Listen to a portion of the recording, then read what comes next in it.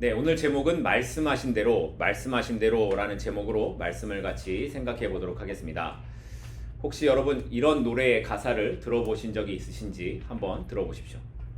나 20살 적에 하루를 견디고 불안한 잠자리에 누울 때면 내일 뭐 하지 걱정을 했지. 말하는 대로 될 수 있다곤 믿지 않았지. 믿을 수 없었지. 마음 먹은 대로 생각한 대로 할 수 있단 건 거짓말 같았지. 고개를 저었지. 그러던 어느 날 내 마음에 찾아온 작지만 놀라운 깨달음이 내일 뭘 할지 꿈꾸게 했지. 말하는 대로 될 수 있단 걸 눈으로 본 순간 믿어보기로 했지. 마음 먹은 대로 생각한 대로 할 수 있단 걸 알게 된 순간 고개를 끄덕였지. 말하는 대로 될 수 있다고 그대 믿는다면. 이 노래 제목이 뭘까요? 말하는 대로입니다. 말하는 대로가 자꾸 나오잖아요. 말하는 대로입니다. 아주 오래전에 무한도전이라는 예능 프로에서 가요제를 했는데 거기에 이적이라는 가수가 작사 작곡을 한 말하는 대로라는 노래입니다. 어떠세요? 여러분은 이 가사에 대해서 동의가 되십니까? 우리가 살아가는 삶이 내가 말하는 대로 마음먹은 대로 될 수 있다고 믿어지시나요? 아니, 그렇게 말하면 우리의 삶이 그렇게 된다고 생각하십니까?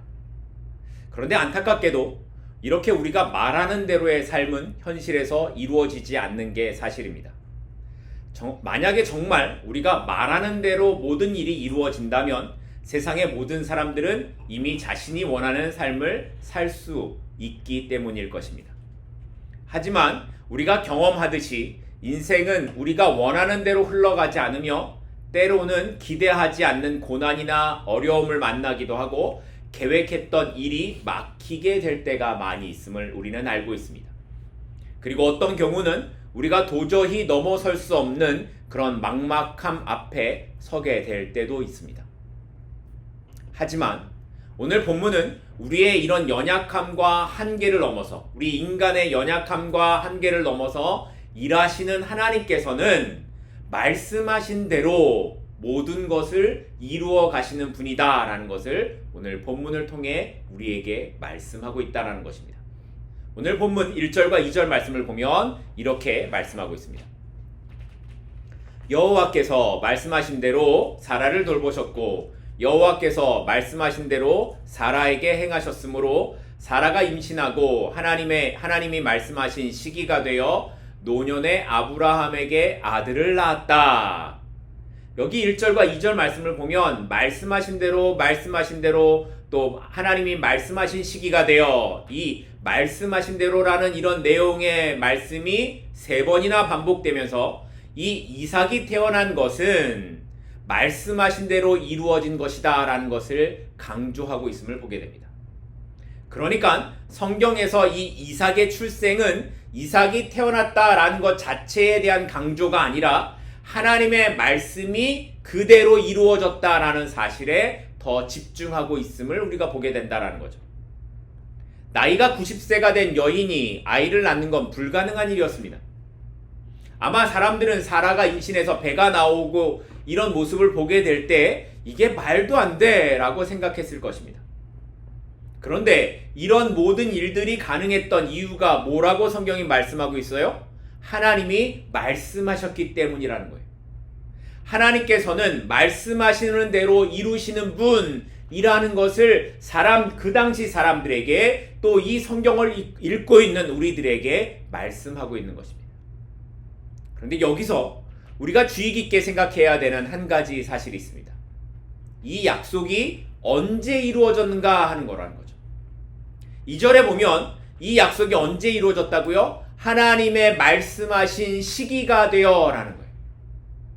하나님은 약속을 지키실 뿐만 아니라 그 약속을 이루시는 시간까지도 정확하게 정하시는 분이다 라는 거죠.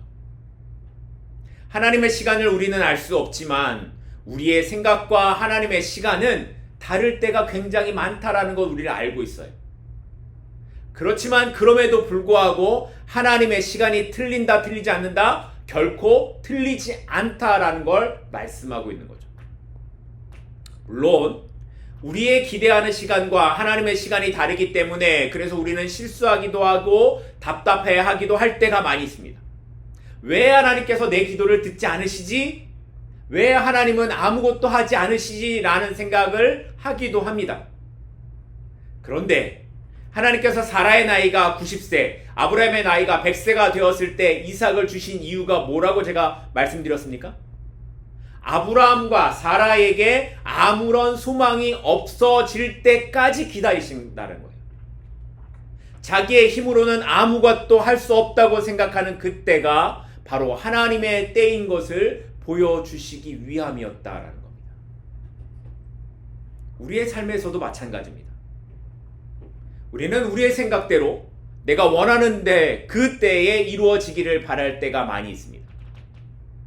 그러나 하나님의 말씀은 너의 말이 아니라, 네가 말한 대로가 아니라, 너의 계획대로가 아니라, 너의 생각대로가 아니라 하나님의 말씀대로 하나님의 시기에 이루어질 것이다 라고 말씀하고 있는 거라는 겁니다. 그리고 그것을 믿는 것이 바로 신앙이라고 성경이 말합니다. 그러니 하나님을 믿는다는 것은 내가 원하는 것을 이루어 주실 것을 믿는 것이 아니라, 내가 원하는 때에 이루어질 것을 믿는 것이 아니라, 하나님이 말씀하신 때에 하나님의 말씀하신 대로 하나님의 시기에 이루어질 것을 믿는 것이 믿음이라는 것입니다. 그리고 이보다 더 중요한 사실은 하나님은 우리의 삶과 관계없이, 나의 말과 관계없이, 나의 생각과 관계없이 하나님의 시간에 하나님의 말씀대로 이루신다라는 사실입니다. 이렇게 하나님의 말씀대로 사라가 아들을 낳았는데 그 이름을 뭐라고 지었습니까?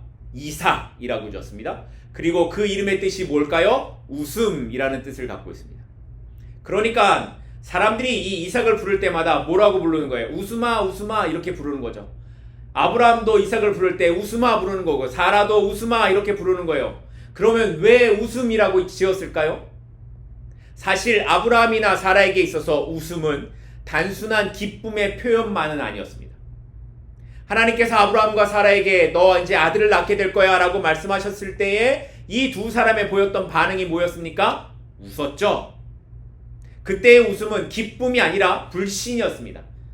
이게 어떻게 되겠어? 믿지 못하는 마음이었습니다. 그런데 아마 누구라도 그랬을 겁니다. 사라는 이미 89세이고 아브라함은 99세인데 무슨 아이를 낳을 수 있겠느냐라고 웃을 수밖에 없는 거죠. 그런데 하나님께서 그 불신의 웃음을 어떤 웃음으로? 기쁨의 웃음으로 바꾸셨다라는 겁니다. 그래서 사라가 6절에 보면 이렇게 고백합니다. 본문 6절 말씀입니다. 사라가 이르되 하나님이 나를 웃게 하시니 듣는 자가 다 나와 함께 웃으리로다. 기뻐서 웃는다 라는 것을 말씀하고 있는 거죠. 여러분, 이게 바로 하나님께서 하시는 일이라는 겁니다. 우리는 불신의 웃음을 하고 있지만 하나님이 그걸 어떻게 바꾸세요? 믿음의 웃음으로 바꾸시는 거예요. 우리는 절망 가운데 있지만 하나님은 그걸 소망으로 바꾸시고, 우리는 슬퍼하고 있지만 하나님은 그걸 기쁨으로 바꾸실 수 있는 분이라는 것을 보여주고 있는 거죠. 사라의 웃음은 단순히 그녀의 개인의 감정을 넘어서 하나님의 능력과 하나님의 신실하심을 증거하는 웃음이 되었습니다. 사람들이 웃음아 라고 부를 때마다 하나님이 이렇게 웃음을 바꾸셨구나 라는 것을 사라와 아브라함은 그때마다 보고 있는 겁니다. 우리가 하나님을 부를 때마다 우리에게 하나님은 어떤 분으로 다가오고 계십니까? 우리가 하나님의 은혜를 고백할 때마다, 하나님을 찬양할 때마다 여러분의 그 은혜의 고백은, 여러분의 찬양은 어떤 의미로 다가오십니까? 나의 부족함과 나의 연약함과 나의 믿음 없음이 은혜로, 찬양으로 바뀌어감을 고백하며 나아가고 계시고 있지는 않으십니까? 오늘 우리의 삶에 하나님께서 웃음을 주실 수 없는 문제는 없습니다. 불가능해 보이고 심지어 나조차도 믿지 못하는 상황이라고 해도 하나님께서 웃음을 주시면 불신이 믿음이 되고 삶의 증거가 될 수 있음을 믿으시기를 바랍니다. 그리고 우리 모두가 이 은혜 가운데 살아가게 되기를 주님의 이름으로 축복합니다. 내 삶에 주시는 웃음으로, 내 삶에 주시는 은혜로, 내 삶에 주시는 찬양으로 하나님을 증거하는 우리 모두가 될 수 있기를 간절히 소망하고 축복합니다. 자, 그런데 문제는 이제 이 이삭이 태어나고 시간이 조금 더 흐른 뒤에 어떤 문제가 이 집안에 일어나기 시작합니다. 본문 8절과 9절입니다. 아이가 자라매 젖을 떼고 이삭이 젖을 떼는 날에 아브라함이 큰 잔치를 베풀었더라. 사라가 본즉 아브라함의 아들 애굽 여인 하갈의 아들이 이삭을 놀리는지라. 당시 사람들은 관례에 따라 아이가 젖을 떼면 큰 잔치를 베풀었습니다. 마치 한국 사람들이 백일잔치, 돌잔치를 하듯이 그 당시에 사람들은 젖을 떼는 날에 큰 잔치를 베풀었다라고 합니다. 그래서 이삭이 젖을 떼는 날에 큰 잔치를 베풀었는데 그날에 정작 주인공인 이 이삭이 놀림을 당하는 사건이 벌어진 겁니다. 그리고 이 사건은 아브라함의 가정의 수면 아래에 숨어 있었던 문제가 드디어 수면 위로 올라오는 그 갈등의 시작이 보여지기 시작한 거였습니다. 한참 이삭을 위한 잔치가 벌어지고 있어요. 그런데 사라가 자기 아들 이삭이 하갈의 아들 누구요? 이스마엘에게 놀림을 당하는 것을 보게 되는 거예요. 어떤 학자들은 여기서 놀림을 당했다라는 이 놀림이 단순히 그냥 놀린다라는 어떤 행동을 넘어서서 성적인 놀림을 한 것이다 라고 해석을 하기도 합니다. 아무튼 아주 기분 나쁜 어떤 행동을 이스마엘이 했던 것으로 보여져요. 그리고 추측을 하자면 아마 이 이스마엘이 이삭을 놀리는 이런 행동이 이번이 처음은 아니었을 것이라고 보여집니다. 여러 번 이런 일들이 있었을 텐데 이날에 딱 누구한테 걸린 거예요? 사라한테 걸린 거죠.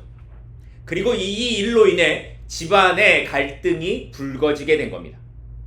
자, 그러면 이스마엘은 이삭에게 왜 이런 행동을 했을까요?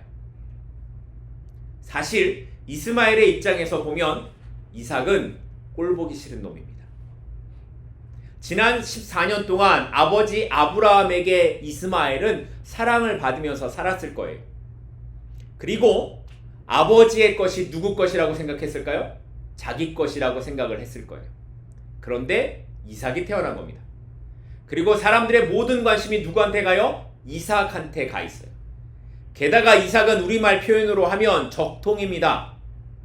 그러니 이삭을 보는 이스마엘은 여러 감정들이 들었을 겁니다. 더군다나 이삭이 젖을 떼던 그때의 이스마엘의 나이는 대략 15세에서 16세 정도 된 겁니다. 알 거 다 아는 나이죠. 그 마음에 뭔가 복잡한 것들이 많았을 거예요. 질투, 상실감, 두려움, 여러 가지 마음이 이스마엘에게 있지 않았겠습니까? 결국 이런 마음으로 이스마엘은 이삭을 놀렸던 것, 괴롭혔던 겁니다.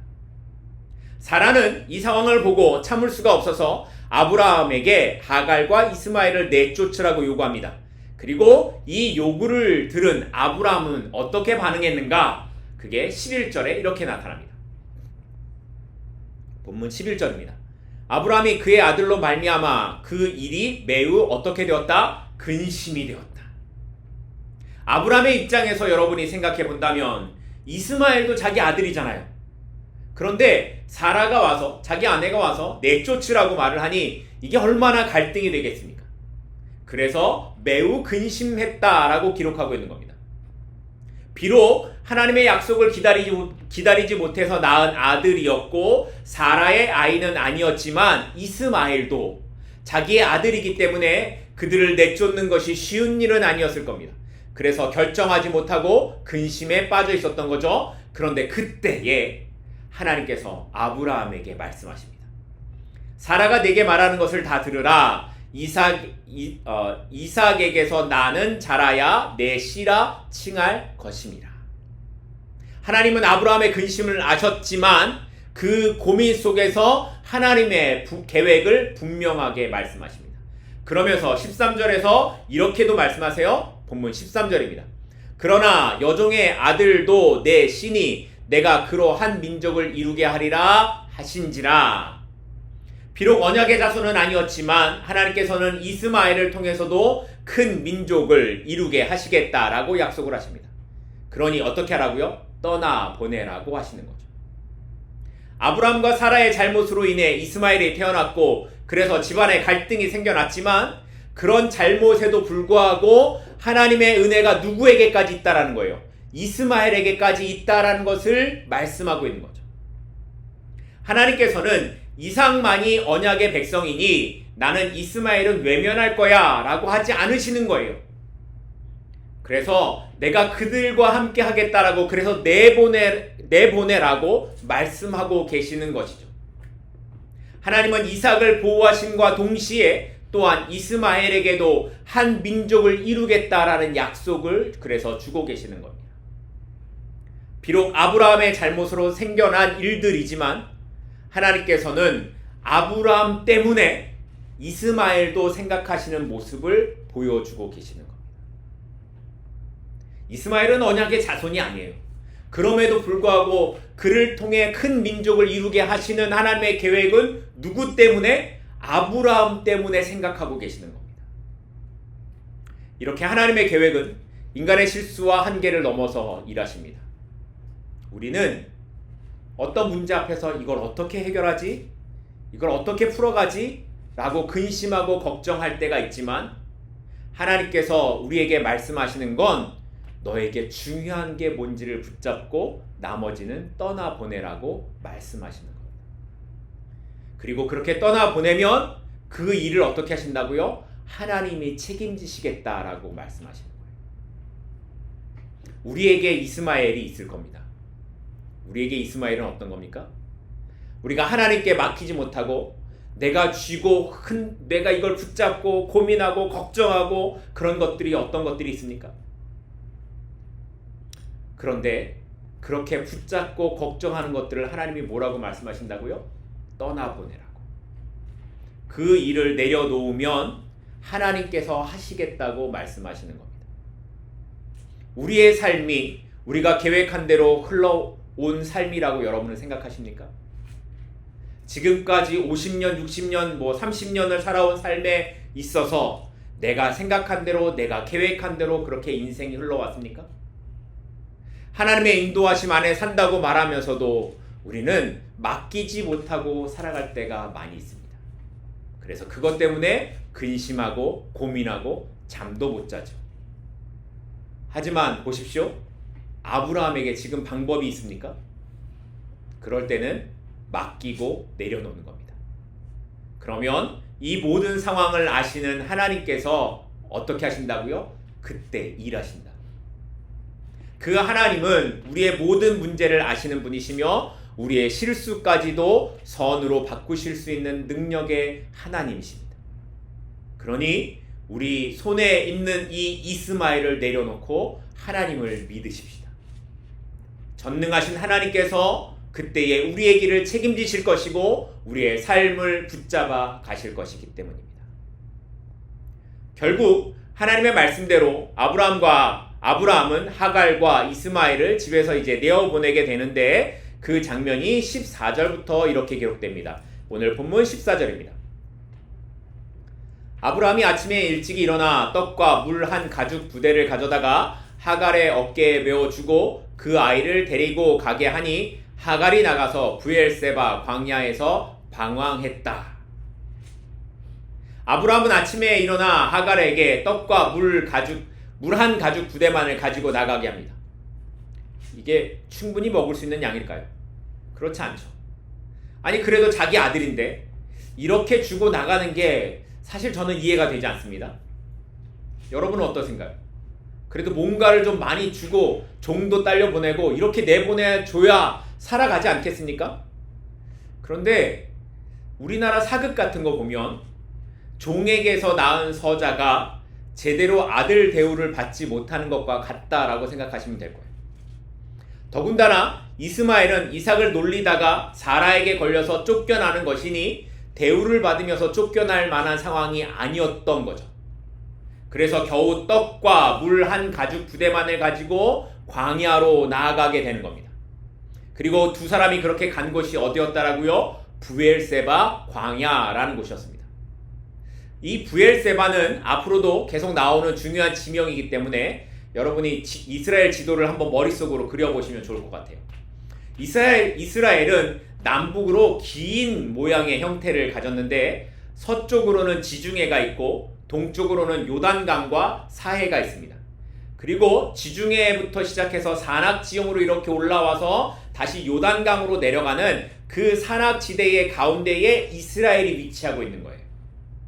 그래서 사실 살기 좋은 땅은 이스라엘 중에서도 북쪽에 있는 갈릴리에서부터 예루살렘까지 이어지는 이 북쪽 지역이 그나마 살기 좋은 것이고, 남쪽으로 쭉 내려와서 헤브론을 지난 이 남쪽의 이 끝에 브엘세바는 사실 광야가 대부분인 살기 좋은 땅이 아니었습니다.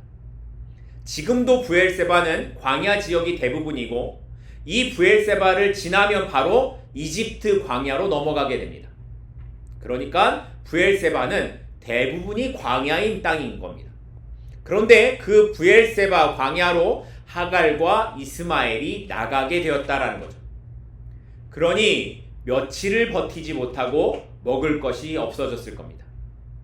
가지고 나온 건 다 없어지고 광야에서 먹을 물도 찾지 못하고 이제 굶어 죽거나 먹을 것이 없어서 죽게 되는 두 사람에게 희망이 사라져가는 시간이 되었습니다.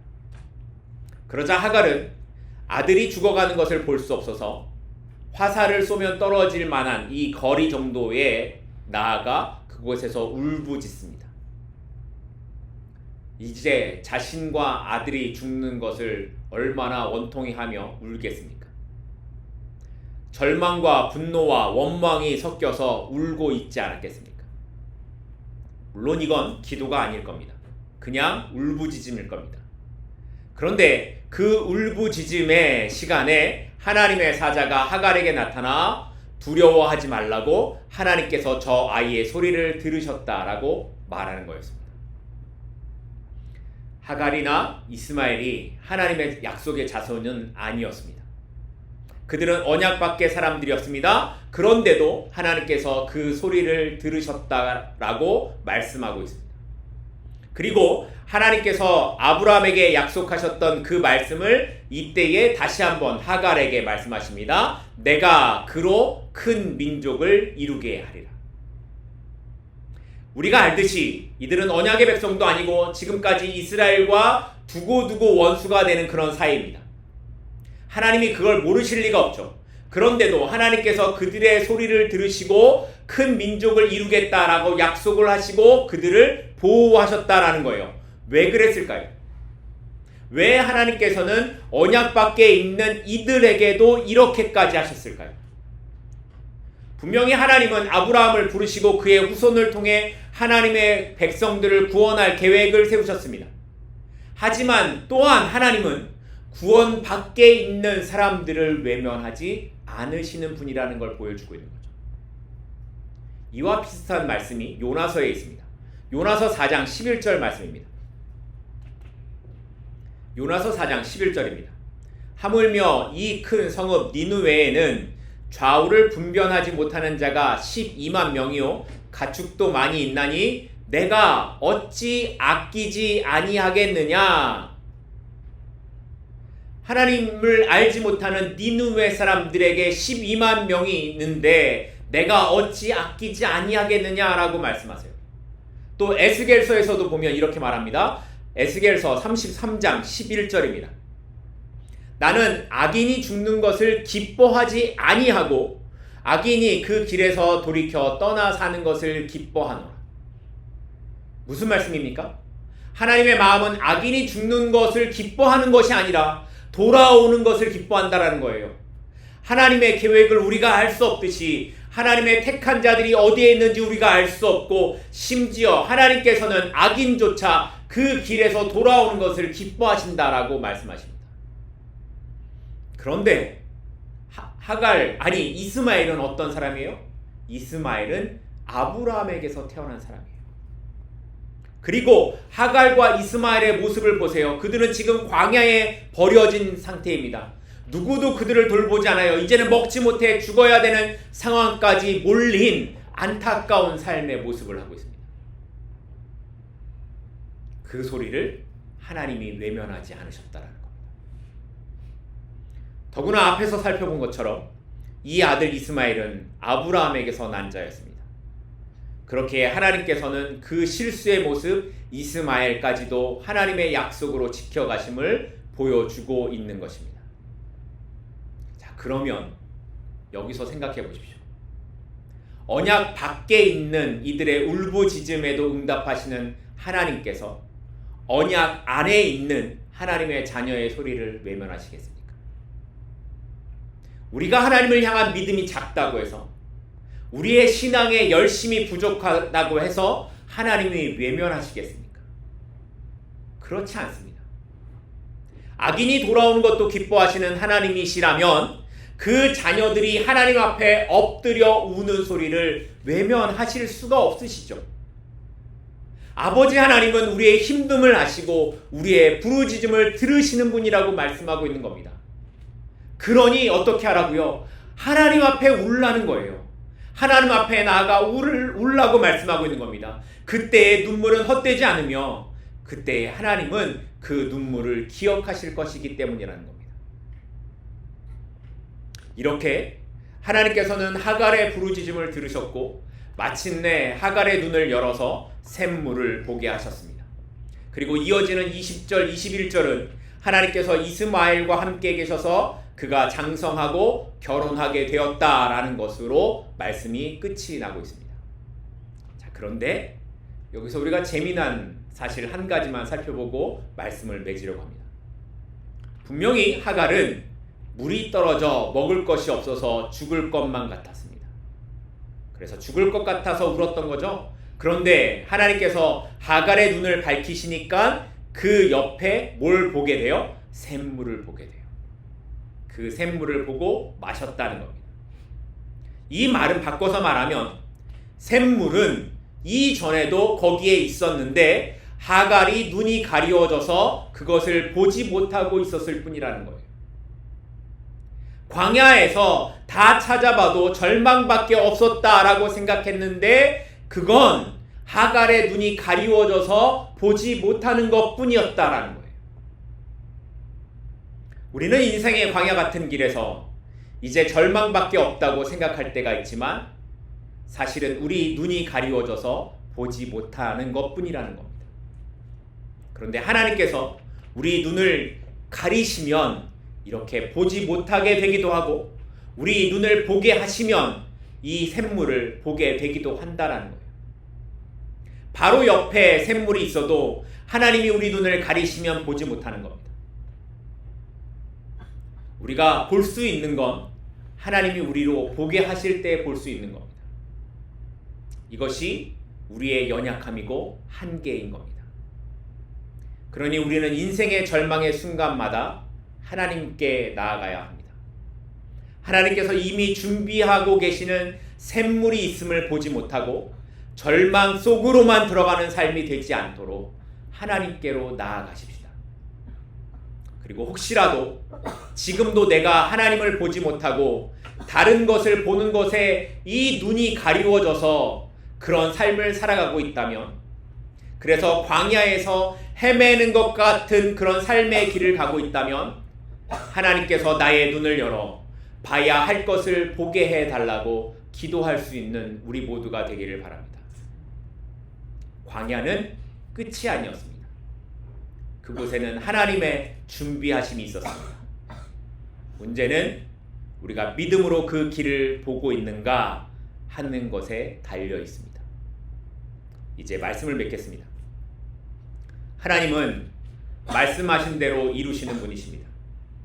그 시간이 우리의 생각과 다를 뿐이지 하나님의 일하심은 인간의 한계를 넘어서 하나님께서 하셨음을 스스로 나타내시는 분이십니다. 그래서 우리가 늦었다라고 하는 순간에도, 끝이 났다고 하는 순간에도 하나님의 일하심은 분명히 나타나고 그 말씀은 변함없이 이루어지고 있습니다. 그러니 하나님의 말씀을 믿으십시오. 여러분, 하나님의 말씀을 믿으십시오. 말씀대로 이루어 가시는 하나님의 약속을 따라 오늘 하루도 그래서 하나님의 말씀을 믿고 일어나는 우리 모두가 되기를 소망합니다. 그때에 하나님께서 어떻게 하신다고요? 가리워진 우리의 눈을 뜨게 하십니다. 광야에 준비하신 그 샘물의 은혜를 그래서 우리로 경험케 하실 것입니다. 기도하겠습니다.